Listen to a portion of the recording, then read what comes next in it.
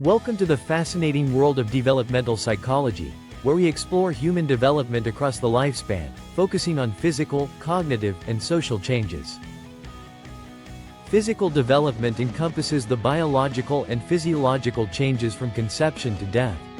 Key areas include growth, organ maturation, motor skills, puberty, and aging, forming the foundation for cognitive and social processes. During infancy and early childhood, we witness rapid growth and dramatic neurological development. Motor milestones such as rolling, sitting, crawling, and walking mark this period, alongside rapid brain synaptogenesis and pruning in the first 3 years.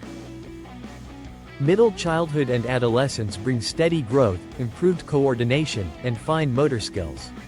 Adolescence introduces puberty, hormonal changes, and growth spurts, with pubertal timing influencing psychosocial outcomes.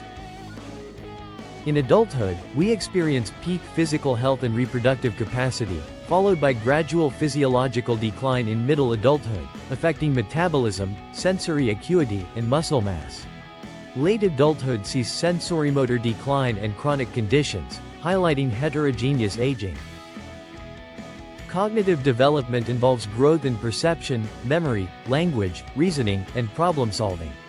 Major frameworks include Jean Piaget's stages, Vygotsky's sociocultural theory, information processing, and neurodevelopmental perspectives. Piaget's stages of cognitive development begin with sensorimotor exploration, progressing through pre-operational symbolic play, concrete operational logical operations, and formal operational abstract reasoning, highlighting maturation. Vygotsky emphasizes that cognitive development is social and cultural, introducing the zone of proximal development and scaffolding, with language and cultural tools playing crucial roles, and variability across cultures being significant.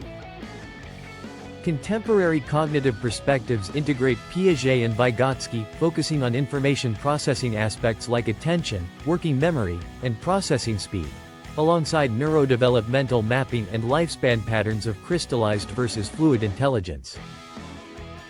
Cognitive advances enable perspective taking and moral judgment, while social factors such as school, family, and culture shape cognitive trajectories, illustrating the cognitive-social interplay. Social development involves the formation of relationships, social roles, and identity. Key topics include attachment, socialization, Erikson's psychosocial stages, and cultural influences, shaping our social world. Early socialization and attachment are shaped by primary caregiver interactions, influencing trust and affect regulation. These early templates affect later social functioning, highlighting the importance of early experiences. Erikson's psychosocial stages span 8 stages across the lifespan, each with central conflicts. Examples include trust versus mistrust in infancy, autonomy versus shame in early childhood, and identity versus role confusion in adolescence. Social roles and transitions, such as employment, parenthood, and bereavement, are influenced by cultural differences, with collectivist versus individualist role expectations shaping our experiences. Lifespan continuity and change in social development show how early temperament and attachment predict later behavior. Contexts and interventions can modify trajectories, with aging affecting social networks and relationships. Social development has practical implications for education, mental health, and policy. Interventions like supportive parenting, anti-bullying strategies, and community resources play vital roles in fostering positive outcomes. Attachment theory explores how early caregiving shapes socio-emotional development, supported by strong empirical evidence with clinical and educational applications, emphasizing the importance of parenting styles.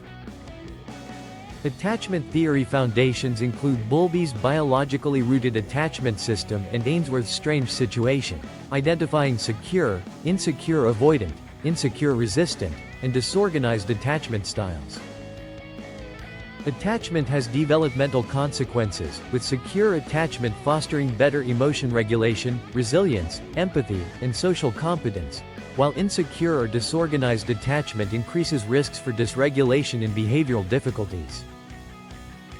Attachment continuity and change show how internal working models can persist into adulthood, with security changing through caregiving, context, or therapy. Cultural expressions of attachment vary, requiring contextualized interpretation. Parenting styles are crucial in shaping a child's development. Baumann's model highlights the balance between warmth and control, showing how parenting influences attachment, moral development, and identity. Authoritative parenting combines high warmth with high control, setting clear expectations while supporting autonomy. This style is linked to academic competence, social responsibility, and overall well-being. Authoritarian parenting is characterized by low warmth and high control, focusing on obedience and strict discipline. This can lead to compliance but may also result in internalizing or externalizing problems, depending on the context. Permissive parenting involves high warmth but low control, which can lead to impulsivity and poor self-regulation. Neglectful parenting, with low warmth and control, often results in the poorest developmental outcomes. Parenting is a dynamic and multidimensional process, influenced by factors like monitoring, discipline, and emotional coaching.